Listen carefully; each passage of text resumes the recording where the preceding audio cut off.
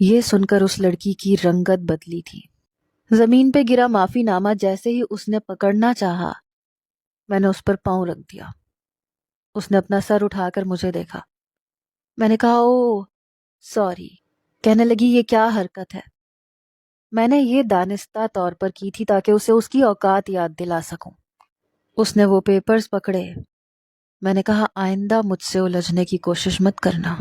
میرے نزدیک تمہاری اہمیت صرف ایک چونٹی کے برابر ہے۔ میں جب چاہے کچل دوں گا۔ اچھا؟ اپنے ہاتھ باندھ کے کہنے لگی۔ تمہیں پتا ہے اگر ایک چونٹی چاہے نا تو ہاتھی کو موت کے گھاٹ اتار سکتی ہے۔ چلو ٹھیک ہے، تم مجھے چونٹی سمجھتے ہو، چونٹی سمجھتے رہو، لیکن میرا تم سے وعدہ ہے یہ چونٹی تمہارے ناک میں دم نہ کر دے، تمہیں جیل کی سلاخوں کے پیچھے نہ کروا دے تو میرا نام بدل دینا۔ میں نے کہا اتنی اکڑ کس بات کی ہے تم میں؟ تم ہو کیا؟ وہ تمسخرانہ ہنسنے لگی، کہنے لگی جسٹ ویٹ اینڈ واچ۔ میں نے کہا دیکھ لوں گا تمہیں، مجھے کمزور نہ سمجھنا، میری طاقت کا اندازہ تمہیں پیپرز کو دیکھ کر ہو گیا ہوگا۔ کہنے لگی ایسی اوچھی حرکتوں کو کر کے اگر آپ یہ سمجھتے ہیں کہ آپ طاقتور ہیں تو آپ غلط سمجھتے ہیں۔ میں آپ کو یہ دکھاؤں گی کہ عوام کی پاور کیا ہوتی ہے۔ ایک عام انسان کی طاقت آپ جیسوں کو کیسے گھٹنے ٹیکنے پر مجبور کر دیتی ہے۔ اس کی بات سن کر میں نے سر سے پیر تک اسے دیکھا تھا۔ لڑکی کافی خوبصورت تھی۔ میں نے کہا اچھا، کافی انٹرسٹنگ لڑکی ہو، کافی دلچسپ باتیں کرتی ہو، آئی لائک اٹ۔ وہ مسکرائی تھی، کہنے لگی آگے جو کچھ میں تمہارے ساتھ کروں گی نا تمہیں اپنے الفاظ واپس لینے پڑیں گے۔ میں نے کہا سوچ سمجھ کر قدم اٹھانا مس مہر النساء عباسی، تمہارا کچا چٹا سارا میں جان چکا ہوں۔ تم کون ہو، تمہارا باپ کون ہے، کہاں رہتی ہو، تمہاری فیملی میں کون کون ہے، سب پتا ہے مجھے۔ اپنا نہیں تو اپنے گھر والوں کے بارے میں ہی سوچ لینا۔ جو بات میں نے اس سے کہی تھی یقیناً اس کی دکھتی رگ تھی۔ یہ کہہ کر میں مسکراتا ہوا اس آفس سے باہر نکلا، لیکن میں نہیں جانتا تھا کہ اگلے 2 دن کے بعد وہ میرے ساتھ یہ سب کچھ بھی کر سکتی ہے۔ سوشل میڈیا پر اس لڑکی نے میری ویڈیو لگا دی تھی جس میں شراب کے نشے میں اس سے بحث کر رہا تھا اور اس شخص کو گولی مار رہا تھا۔ پھر اس عورت کے گھر کی ویڈیو لگا دی جس میں اس سے زبردستی سائن لے رہا تھا، اسے ہراساں کر رہا تھا، دھمکی دے رہا تھا۔ وہ لڑکی میری سوچ سے بھی اوپر کی چیز تھی۔ مجھے اندازہ نہیں تھا کہ اس نے اس عورت کے گھر میں بھی کیمرے لگا رکھے ہوں گے۔ اس ویڈیو نے ایک طوفان سا کھڑا کر دیا۔ سب لوگ ہمیں برا بھلا کہہ رہے تھے۔ لوگوں نے شور مچا کے رکھ دیا کہ فارس جتوئی کو گرفتار کرو۔ میرے والد سر پکڑ کے بیٹھے ہوئے تھے۔ وہ مجھ سے کہنے لگے تمہیں کہا تھا نا زیادہ اونچی اڑانے نہ اڑو، تمہیں اندازہ نہیں ہے لوگوں کی نظر میں ہماری کیا ریپوٹیشن بن گئی ہے۔ تم نے میری برسوں کی محنت پر پانی پھیر کے رکھ دیا ہے فارس۔ میرے والد مجھ پہ غصہ کرنے لگے۔ میں نے کہا میں نے بھی بچپن سے آپ کو یہی سب کچھ کرتے دیکھا ہے، میں نے کوئی انوکھا کام تو نہیں کیا۔ ایسے ہی دھمکی دی تھی، مجھے کیا پتا تھا کہ وہ لڑکی اتنی چالاک نکلے گی، لیکن میں اسے چھوڑوں گا نہیں۔ میرے والد کہنے لگے تم تو اس کے ساتھ جو کرو گے وہ بعد کی بات ہے، لیکن ابھی مجھے تمہیں گرفتار کروانا پڑے گا ورنہ میری برسوں کی محنت پر پانی پھر جائے گا۔ میں نے کہا وٹ ڈیڈ، کیا کہا آپ نے؟ آپ مجھے گرفتار کروائیں گے؟ تو وہ کہنے لگے ہاں مجبوری ہے۔ میں نے کہا میں کبھی جیل میں نہیں رہوں گا۔ وہ کہنے لگے دیکھو گرفتاری تمہیں دینی پڑے گی کیونکہ وہ لڑکی اپنی چال چل چکی ہے اور اتنی کامیابی سے چلی ہے کہ ابھی ہم کچھ بھی نہیں کر سکتے۔ اس وقت الیکشن سر پر ہے اور اب میں مزید کوئی رسک نہیں چاہتا۔ میں نے اپنے باپ کو تعجب سے دیکھا تھا۔ میں نے کہا آپ کے نزدیک الیکشن اور کرسی زیادہ اہم ہے، اولاد نہیں؟ تو وہ کہنے لگے تم جیسی اولاد کا میں کیا کروں جس نے مجھے کہیں پہ بھی منہ دکھانے کے قابل نہیں چھوڑا۔ فارس میں نے بڑی مشکل سے اپنی یہ پوزیشن بنائی ہے اور کامیابی کے اتنے قریب آ کر میں تمہاری وجہ سے اپنا نقصان نہیں کر سکتا۔ میں نے کہا ویری گڈ ڈیڈ، اور میں بھی آپ سے ایک بات صاف کہہ دینا چاہتا ہوں کہ میں گرفتاری کبھی بھی نہیں دوں گا، میں جیل کبھی نہیں جاؤں گا، اور میں یہاں سے بھاگ جاؤں گا۔ میری بات سن کر میرا باپ کہنے لگا کہ ذرا باہر منہ تو نکالو، لوگ اس وقت کس طرح سے تمہیں ڈھونڈ رہے ہیں، وہ تمہارا وہ حال کریں گے کہ تمہاری بوٹی بھی نظر نہیں آئے گی۔ اس وقت تم اگر کہیں محفوظ ہو تو وہ جیل ہے۔ یہاں پر میں نے اگر سیکیورٹی سخت نہ کروائی ہوتی تو ابھی تک ہمارے گھر کے سارے شیشے ٹوٹ چکے ہوتے، لوگوں نے پتھراؤ شروع کر دیا ہوتا۔ تم نے میری ناک کٹوا کے رکھ دی۔ کیا ضرورت تھی تمہیں گولی مارنے کی؟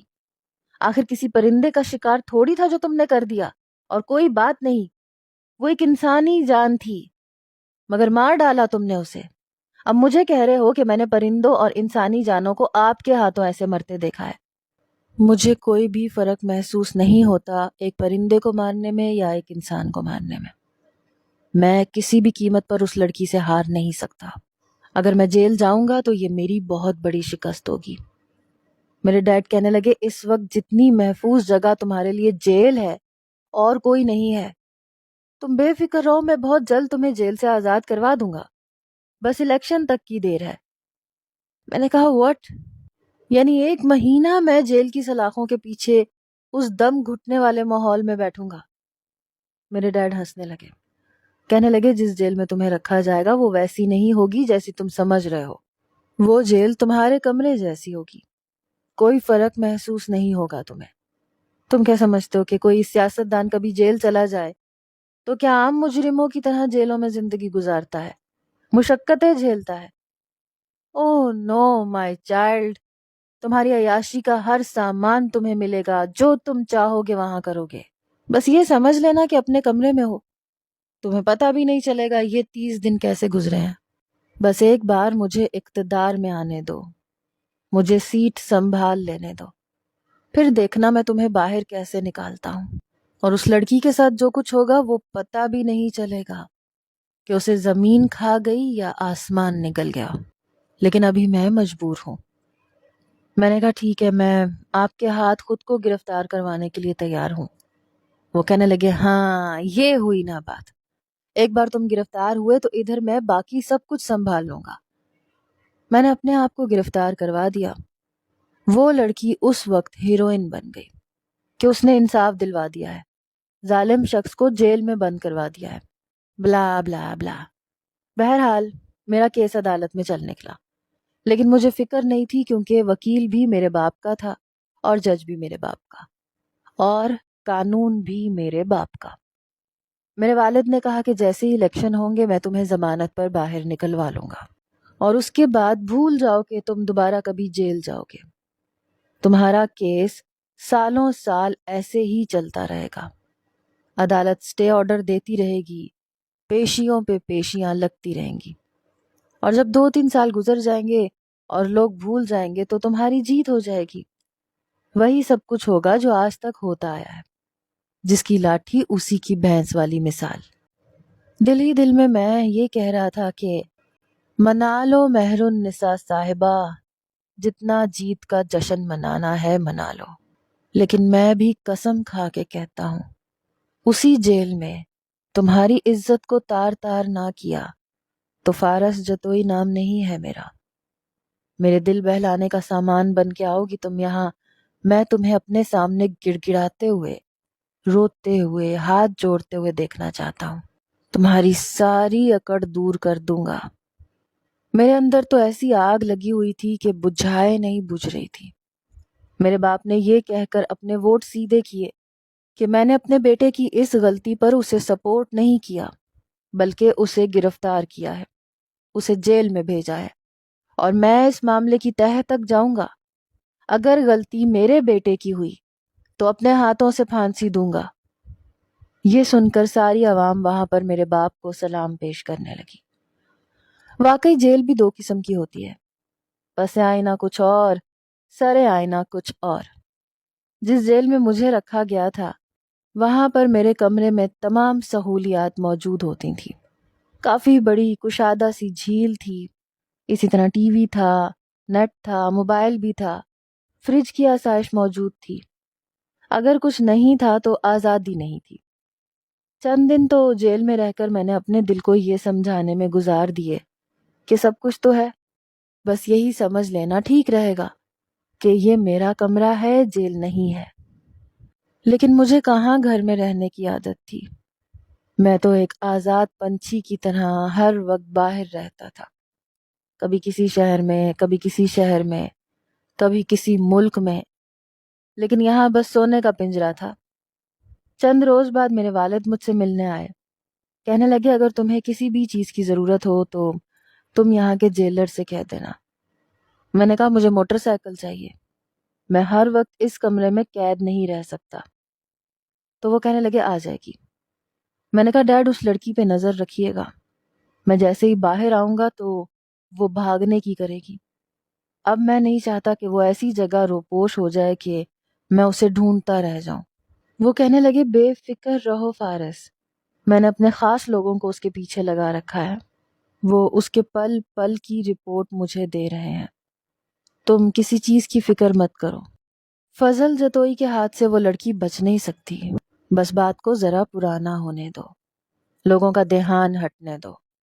اس وقت وہ ہر جگہ چھا گئی ہے کہ اس نے انصاف دلوانے کے لیے ایک سیاست دان کے بیٹے کو منہ توڑ شکست دی ہے، میڈیا کے سامنے اس کا اصل روپ دکھایا ہے۔ وہ کہنے لگی کہ تمہیں کچھ اور چاہیے، تو میں نے کہا کہ مجھے ابھی وہ لڑکی یہاں اپنے بستر پہ چاہیے، اس کا انتظام کر دیں بس۔ یہ سن کر میرے باپ کا چہرہ غصے سے لال ہوا تھا، وہ کہنے لگے تمہارا دماغ خراب تو نہیں ہے، پاگل تو نہیں ہو گئے ہو تم، فی الحال تم اس لڑکی سے دور رہو، وہ بہت جلد باز اور چالاک ہے، ہو سکتا ہے وہ یہاں تم سے انٹرویو لینے بھی آئے، اس لیے کوئی بھی الٹی حرکت مت کرنا، کیونکہ وہ اکیلی نہیں آئے گی، کہیں نہ کہیں کیمرہ چھپا کر لائے گی، جیسے اس دن اس نے کیمرہ اتنا چھپا کے رکھا تھا اور تمہاری بدتمیزی پر اس نے فوراً سے اسے آن بھی کر دیا تھا۔ جو ویڈیوز اس نے لگائی ہیں مجھے اچھی طرح اندازہ ہو گیا ہے کہ کان میں پہننے والے ٹاپس میں کیمرہ لگایا گیا تھا اور اس سے وہ تمہاری ویڈیو بنائی گئی تھی، جہاں جہاں وہ لڑکی تمہارے ساتھ تھی، تم جو کچھ کر رہے تھے وہ سب کچھ اس ویڈیو میں تھا، اسی لیے اگر وہ لڑکی آئے یا تم سے کوئی بھی انٹرویو لے تو تم کوئی بھی الٹی سیدھی بات نہیں کرو گے، کوئی دھمکی نہیں دو گے اسے۔ میرے والد جا چکے تھے اور میں اس عالی شان جیل میں پھر سے قید ہو چکا تھا، کبھی سگریٹ پیتا تھا، کبھی ٹی وی دیکھ لیتا تھا، لیکن میں بور ہو چکا تھا، مجھے اب وہ قید خانہ سچ میں قید خانہ لگنے لگا تھا۔ کچھ ہی دنوں میں مجھے بائک بھی مل گئی، لیکن چلانے کی اجازت صرف رات کو تھی۔ جب رات کو سب قیدی اپنی اپنی جیلوں میں سو جاتے تھے تو میں باہر بہت بڑے میدان میں بائک چلایا کرتا تھا، لیکن یہ کام بھی مجھے بور لگنے لگا، میں بے حد چڑچڑا ہو چکا تھا۔ روزانہ میرا کھانا میرے گھر سے پک کے آتا تھا، میری پسند کا ہوتا تھا، جب دل چاہتا میں باہر سے پیزا یا اپنی پسند کی دوسری چیزیں بھی آرڈر کر سکتا تھا، وہ سب چیزیں مجھے مل جاتی تھیں، لیکن پھر بھی مجھے وہ عالی شان جیل قید خانہ لگنے لگی تھی۔ مجھے آزادی چاہیے تھی اور دن تھے کہ گزرنے کا نام ہی نہیں لے رہے تھے۔ 8 دن میں ہی میری یہ حالت تھی کہ جی چاہ رہا تھا جیل توڑ کے بھاگ جاؤں۔ 15 دن میں میری شیو بڑھ چکی تھی، حالانکہ آئی جی مجھے کہتا تھا کہ صاحب اگر آپ نے شیو کروانی ہے تو میں کروا دیتا ہوں۔ میں نے کہا مجھے کچھ نہیں کروانا، مجھے کہیں جانا تھوڑی ہے، نہ میں کلب جا سکتا ہوں نہ باہر نکل سکتا تھا۔ میں تنگ آ کے کہنے لگا، جب ڈیڈ مجھے دوبارہ ملنے آئے تو بہت خوش تھے، کہنے لگے تمہیں نہیں پتا میرے اس کام کی وجہ سے اور تمہارے اس جیل میں ہونے کی وجہ سے مجھے کتنی کامیابی مل رہی ہے۔ اس لڑکی کی سب سے بڑی ناکامی تو یہی ہے کہ میں کامیابی کی سیڑھیاں اور تیزی سے چڑھنے لگا ہوں۔ آپ کو صرف اپنی فکر ہے ڈیڈ، میں یہاں تنگ آ چکا ہوں، مجھے یہاں سے باہر نکالیں، میرا یہاں دم گھٹنے لگا ہے۔ تو وہ کہنے لگے تمہیں ہر چیز تو مہیا کی ہوئی ہے یہاں پہ، عیش میں زندگی گزار رہے ہو، اور کیا چاہیے تمہیں؟ میں نے کہا یہ عیش ہے، اسے عیش کہتے ہیں، قید خانہ ہوتا ہے، میں نہیں رہ سکتا یہاں پر، ایسا کریں آپ مجھے یہاں سے امریکہ یا کہیں اور بھجوا دیں، سب کو لگے گا کہ میں جیل میں ہی ہوں۔ وہ کہنے لگے ایسا نہیں ہو سکتا، اب جب تک الیکشن نہیں ہو جاتے تب تک میں تمہیں یہاں سے باہر نہیں نکال سکتا، اب تو میں اپنے کیے پر پچھتانے لگا تھا۔ مجھے یہ کیا ضرورت پڑی تھی جیت کا جشن منانے کے لیے؟ کرسی تو میرے باپ کو ملنی تھی، عیاشیاں انہوں نے کرنی تھی، لیکن پھنس میں چکا تھا اس لڑکی کی وجہ سے۔ بار بار جب بھی مجھے مہر النساء کا خیال آتا تو میرا جی چاہتا کہ بس ایک بار وہ میرے ہاتھ لگ جائے۔ ایک بار وہ میرے ہاتھ لگ جائے تو پھر میں اس سے سانس لینے کا بھی حق چھین لوں گا۔ بہرحال 30 دن گزر گئے۔ پھر ایک بار جیلر آ کے مجھ سے کہنے لگا کہ صاحب آپ کو دوسری جیل میں بیٹھنا پڑے گا۔ کیوں بیٹھنا پڑے گا؟ دیکھو میرا دماغ خراب مت کرو، میں پہلے ہی اس قید خانے میں پاگل ہو رہا ہوں۔ وہ کہنے لگا اصل میں آپ کا انٹرویو لینا ہے، انٹرویو لینے کے لیے ایک لڑکی آئی ہے اور آپ کا انٹرویو یہاں نہیں ہو سکتا ورنہ آپ کے باپ کے لیے بہت بڑا مسئلہ ہو جائے گا۔ میں نے کہا ٹھیک ہے۔ اس نے مجھے قیدیوں والی وردی پہننے کے لیے دی اور جیلر کے ساتھ ہی میں دوسری جیل میں جا کے بیٹھ گیا۔ وہ کافی چھوٹی سی تھی، وہاں ایک کرسی تھی، کونے میں ایک کولر پڑا ہوا تھا، اسٹیل کا ایک گلاس تھا جس میں مٹی ہی مٹی تھی، صفائی تک نہیں کی گئی تھی۔ مجھے سانس لینے میں گھٹن سی محسوس ہو رہی تھی، لیکن میں مجبور تھا تو میں بیٹھ گیا۔ کچھ ہی دیر بعد وہ لڑکی آئی جس سے مجھے سخت نفرت تھی۔ اسے دیکھ کر میرا دل چاہا کہ ابھی کے ابھی اس کا حشر بگاڑ کے رکھ دوں، لیکن میں خاموش بیٹھا رہا۔ اس کے چہرے کی مسکراہٹ میرے اندر طوفان سا برپا کر گئی تھی۔ وہ اندر آئی اور آ کر میرے سامنے بیٹھ گئی۔ کانوں میں ٹاپس پہن رکھے تھے، گلے میں چائنا لاکٹ تھا۔ میں یہ دیکھ کر تھوڑا سا سنبھلا تھا، تو یقیناً اس بار بھی وہ پوری تیاری سے آئی ہے۔ میں جانتا تھا کہ وہ مجھے اشتعال میں لانے کی بہت کوشش کرے گی۔ اسے آخر سچ بھی تو اگلوانا ہے تاکہ اس کے پاس مزید ثبوت آ سکے اور وہ مجھے پھانسی کے تختے پہ چڑھا سکے۔ پتہ نہیں کیا تکلیف تھی اسے، کیوں وہ میرے پیچھے پڑی تھی، کون سا کیڑا تھا اس کے اندر جو ابھی تک میری جان لے کر ہی نکلنا چاہتی تھی۔ جیسے ہی وہ جیل میں آئی تو آ کر میرے سامنے بیٹھ گئی۔ کہنے لگی کیسے ہیں مسٹر فارس؟ میں نے کہا جی میں بالکل ٹھیک ہوں، آپ کی دعائیں ہیں۔ میرے لہجے میں واضح طنز تھا۔ کہنے لگی میری دعائیں ابھی آپ کو لگی ہی کہاں ہیں؟ جس دن میری دعائیں رنگ لے آئیں گی نا مسٹر فارس، تب آپ پھانسی کے تختے پہ نظر آئیں گے۔ میں نے کہا جان لیا آپ نے جو کچھ جاننا چاہتی تھی؟ چال تو آپ نے ایسی چلی ہے کہ کیا کہیں۔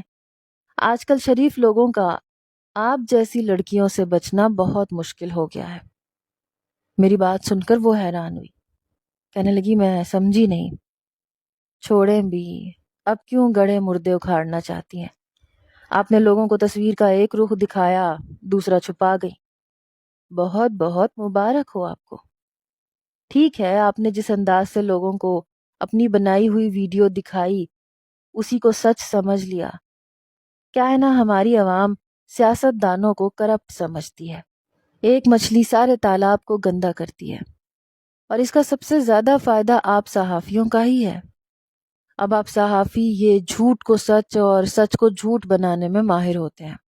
آپ لوگوں کو یہی تو سکھایا جاتا ہے کہ کس کی ٹانگ کہاں توڑنی ہے، کس کو کہاں سے کیسے بدنام کرنا ہے۔ باتوں میں آپ سے کوئی جیت تھوڑی سکتا ہے، اور ہم جیسے سیاست دان تو بالکل بھی نہیں۔ ہمیں بھی آپ لوگوں کے سامنے سرنڈر کرنا پڑتا ہے، کیونکہ باتوں کی مہارت تو آپ کا اصل کاروبار ہے۔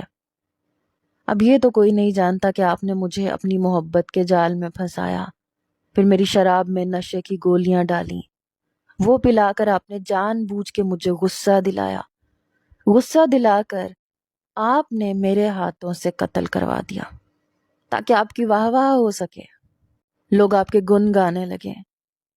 ظاہر سی بات ہے یہ تو آپ لوگوں کا پرانا کام ہے، سیاستدانوں کی خبروں کو مرچ مسالہ لگا کے پیش کر کے اپنی شہرت کے جھنڈے گاڑنا۔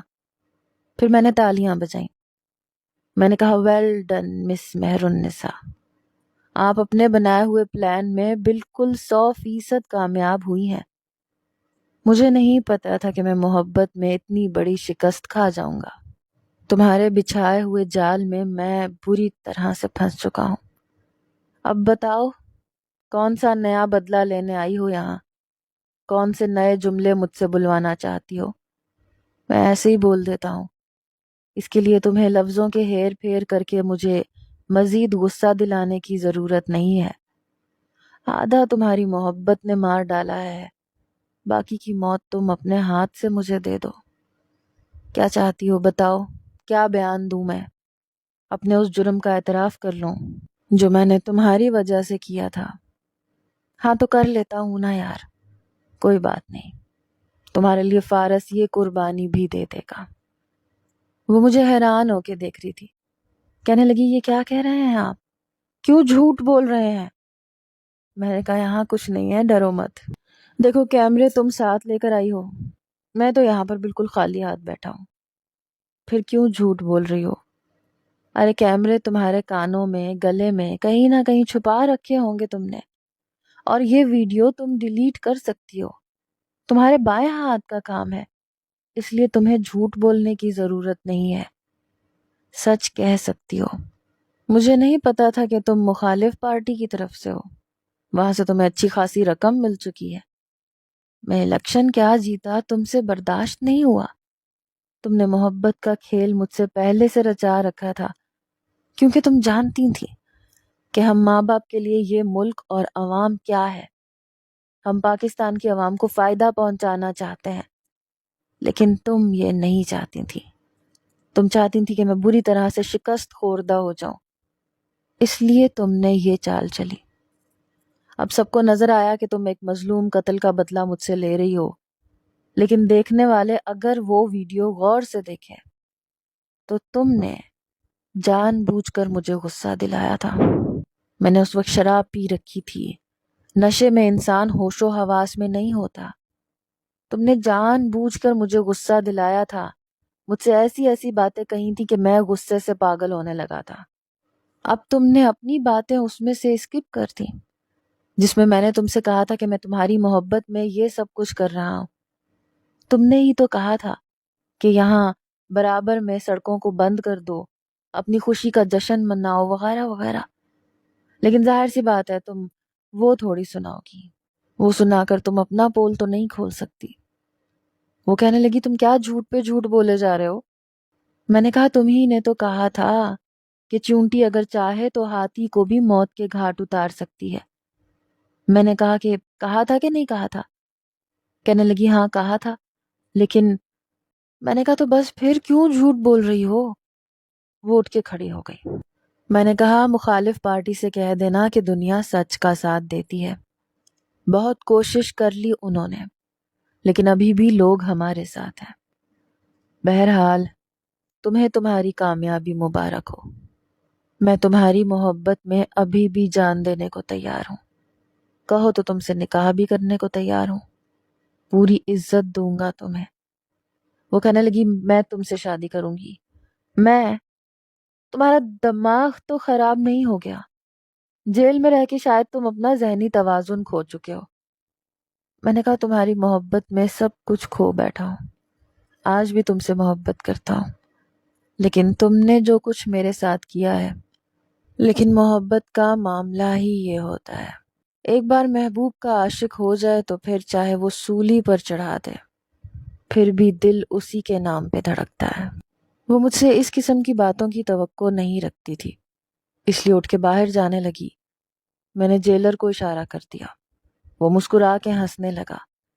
جیسے ہی وہ لڑکی وہاں سے واپس گئی، اس کی جیولری اتروا لی گئی، جس پہ اس نے کافی احتجاج کیا، لیکن بنا جیولری کے اس کو بھیج دیا گیا۔ میرا شک اس بار بالکل ٹھیک نکلا، کیمرے اس کے کان کے ٹاپس میں لگے ہوئے تھے۔ میرے باپ کی بھی کیا چیل جیسی نظر تھی، وہ یہ ویڈیو دیکھ کے ہی پہچان گئے تھے کہ لڑکی نے کیمرہ کہاں لگا رکھا ہے۔ وہ ویڈیو میرے باپ کے خریدے ہوئے صحافیوں نے لگائی، اور وہ بھی اس لڑکی کی طرف سے کیمرے کو بھی فوکس کیا گیا تھا، اور یہ بھی بتایا گیا تھا کہ یہ ویڈیو اس لڑکی کے کان میں پہنے ٹاپس پہ لگے کیمرے سے لی گئی ہے جو اس نے پہن رکھے تھے۔ اس ویڈیو کے لگتے ہی ایک تہلکا سا مچ گیا، ساری بازی میری باتوں نے الٹ کے رکھ دی۔ کل تک جس لڑکی کے چرچے پوری دنیا میں پھیلے ہوئے تھے، آج سبھی اسے برا بھلا کہہ رہے تھے۔ اس کا ویڈیو بیان بھی اس بار کام نہیں آیا تھا۔ اس نے سیاست دانوں کو بے نقاب کرنے کی کوشش کی تھی اور میں نے صحافت کا ایک نیا باب دکھا دیا تھا۔ ہم سیاست دان اور صحافیوں کا بہت گہرا اور پرانا رشتہ ہے۔ یہ کہنا زیادہ بہتر ہوگا کہ ہم لوگ ایک ہی تھالی کے بینگن ہیں، دنیا کو دکھانے کے لیے اور اپنے لیے اور۔ پر ویسے وہ لڑکی اپنی جگہ ٹھیک تھی، لیکن میرے ساتھ شیطان کا بیٹا تھا نا۔ سیاست تو مجھے بچپن سے گھٹی میں پلائی گئی تھی۔ ایک چال اس نے مجھے پھنسانے کے لیے بچھائی تھی، کامیاب ہو گئی تھی۔ پھر ایک جال میں نے بھی ڈال دیا۔ سارا کیس اب میرے ہاتھ میں آ چکا تھا، میں آزاد ہو چکا تھا۔ میرا باپ کہنے لگا کہ تم نے واقعی میرا بیٹا ہونے کا ثبوت دیا ہے، ایک ہی چت میں اس لڑکی کو مات دے دی۔ میں نے کہا بہت شوق ہے نا اسے میڈیا میں شور مچانے کا۔ میں نے سب کے سامنے یہ بھی کہا کہ میں بہت شرمندہ ہوں کہ میرے ہاتھوں سے نشے کی حالت میں قتل ہو چکا ہے، لیکن میں اس عورت کو ایک ذاتی گھر لے کر دوں گا، اس کو ماہانہ 1.5 لاکھ روپیہ ملے گا، اس کے گھر کی کفالت کی ذمہ داری میں لیتا ہوں۔ میری اس بات پر بھی بہت دھوم مچی۔ اپنے گھر پہنچ کر میں نے اس چینل کے اونر کو کال کی۔ میں نے کہا کہ اگر اس محرون نساء کو آپ نے اپنے چینل سے نہیں نکالا تو اس کے ذمہ دار آپ ہوں گے۔ میری بات مان لی گئی۔ اب وہ لڑکی صحافی نہیں رہی تھی بلکہ ایک عام سی لڑکی بن چکی تھی، لیکن میں جانتا تھا کہ اس کا دماغ کافی شاطر ہے۔ اسے مات دینے کے لیے مجھے کوئی اور طریقہ اختیار کرنا پڑے گا۔ حالانکہ میرے والد کہہ رہے تھے کہ اب دفع کرو اسے، کیونکہ ہم اپنا بدلہ لے چکے ہیں، لیکن مجھے کہاں چین تھا۔ میں تو اس کو بے بس ہوتا ہوا اور بھی دیکھنا چاہتا تھا، اپنے سامنے اس کے جڑے ہوئے ہاتھ دیکھنا چاہتا تھا۔ مجھے اس کی بے بسی دیکھنی تھی، اس کی آنکھوں میں خوف دیکھنا تھا۔ میں نے سوشل میڈیا پر ایک اور بیان دیا جس نے سب کے ہوش اڑا کے رکھ دیے، اور سب سے زیادہ ہوش تو اس لڑکی کے اڑے تھے جب میں نے کچھ فیک تصاویر سوشل میڈیا پر دکھائیں۔ انہیں بڑی مہارت سے یوں بنایا گیا تھا جیسے اس لڑکی کا میرے ساتھ اچھا خاصا افیئر چل چکا ہے۔ میں نے کہا میں آج بھی اس سے محبت کرتا ہوں، حالانکہ اس لڑکی کو اس کے نااہل ہونے کی وجہ سے اس کے چینل سے بھی نکال دیا گیا ہے، لیکن میں اسے پورا سپورٹ کرنے کو تیار ہوں۔ میں چاہتا ہوں کہ میڈیا کے سامنے یہ لڑکی مجھ سے نکاح کر لے، میں اسے بیوی بنا کر پوری عزت دوں گا، اس کی ساری پچھلی کوتاہیوں کو کھلے دل سے معاف کر دوں گا۔ کل آپ لوگوں نے اس لڑکی کا ساتھ دیکھ کر انصاف کا جھنڈا گاڑا تھا، آج آپ لوگوں نے میری مدد کی ہے جو کہ مجھ پہ جھوٹا کیس بنایا گیا تھا۔ آج مجھے انصاف دلایا گیا ہے۔ اس لڑکی نے مجھے محبت میں دھوکہ دیا ہے، میڈیا کے سامنے میرا اس سے نکاح کروا دیں، کیونکہ اس نے میرے ساتھ محبت کا جھوٹا کھیل کھیلا ہے۔ میں جانتا ہوں کہ وہ لڑکی مجھے دھوکہ دے رہی تھی، مخالف پارٹی سے اسے اچھی خاصی رقم ملی ہے، میں جانتا ہوں کہ وہ غلط تھی، لیکن پھر بھی میرا دل اس بات پر آمادہ نہیں ہے کہ میں اسے یوں چھوڑ دوں۔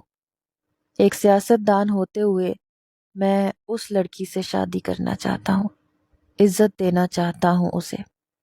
اسی لیے کل ٹھیک 12 بجے میری آپ سب سے گزارش ہے کہ آپ اس کے گھر پہنچ جائیں، کیونکہ وہ آسانی سے مجھ سے نکاح نہیں کرے گی۔ جس طرح آپ نے پہلے اس کا ساتھ دیا تھا، اب میرا ساتھ دیں اور اسے میرے ساتھ نکاح کے لیے راضی کریں۔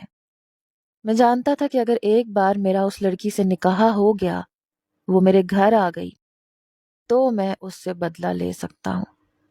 اور پھر اس ویڈیو نے تو جیسے اس لڑکی کا جینا دوبھر کر کے رکھ دیا تھا۔ یہ ویڈیو میرے باپ نے دیکھی تو کہنے لگے تم کیا پاگل ہو گئے ہو، اس معمولی سے لڑکی سے شادی کرو گے؟ میں نے کہا ہاں، میں اس سے بدلہ لینا چاہتا ہوں، اسے یہ بتانا چاہتا ہوں کہ جیل کیا ہوتی ہے، قید خانہ کسے کہتے ہیں۔ مجھے تب تک چین نہیں آئے گا جب تک میں اس لڑکی سے سود سمیت بدلہ نہ لے لوں۔ اس کے لیے اگر مجھے اس سے نکاح بھی کرنا پڑا تو میں کروں گا۔ اب مجھے اگلے روز کا انتظار تھا جب میں بارات لے کر اس کے گھر پہ جاتا تو وہ سب کے سامنے کیسے انکار کرتی۔ میں اپنے والد اور چند لوگوں کے ساتھ ایک نکاح خواں کو بھی اپنے ساتھ لے کر مہر النساء کے گھر گیا تھا، جہاں میرے خریدے ہوئے صحافی پہلے سے موجود تھے جو مہر النساء کے گھر کی لائیو ویڈیو بنا رہے تھے۔